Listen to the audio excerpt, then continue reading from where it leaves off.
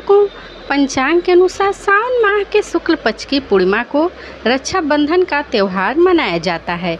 मान्यता है कि अगर रक्षाबंधन के दिन भद्रा हो तो भद्रा काल के समय बहनों को रक्षाबंधन नहीं मनाना चाहिए। शास्त्रों में भद्रा काल को अशुभ माना जाता है।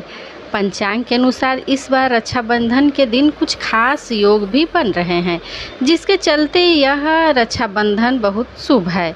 आइए जानते हैं साल 2025 में रक्षाबंधन की सही तिथि, शुभ योग, भद्रा का समय और किस समय राखी बांधना शुभ होगा, इसके बारे में। दर्शकों, साल 2025 में रक्षाबंधन का पर्व 9 अगस्त शनिवार को मनाया जाएगा। पूर्णिमा तिथि प्रारंभ होगी 8 अगस्त की दोपहर 2:12 पर। पूर्णिमा तिथि की समाप्ति होगी 9 अगस्त की दोपहर 1:24 पर।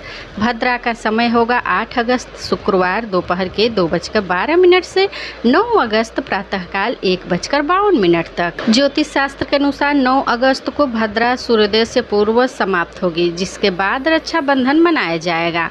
रक्षाबंधन अनुष्ठान का समय 9 अगस्त प्रातःकाल 5:47 से दोपहर के 1:24 तक। अभिजीत मुहूर्त होगा दोपहर के 12 बजे। इस साल 9 अगस्त 2025 को रक्षाबंधन के दिन सौभाग्य योग बनेगा, जो 10 अगस्त को देर रात 2:15 पर समाप्त होगा।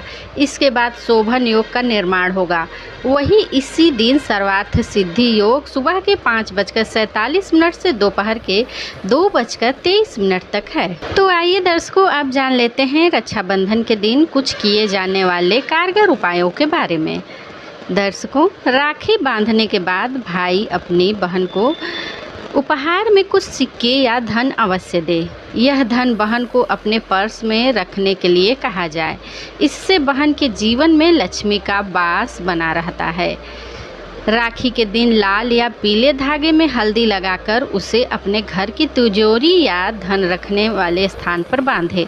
इससे आर्थिक वृद्धि होती है और धन की रक्षा होती है। रक्षाबंधन पूर्णिमा को रात्रि में चंद्रमा को दूध और जल मिश्रित जल से अर्घ दे।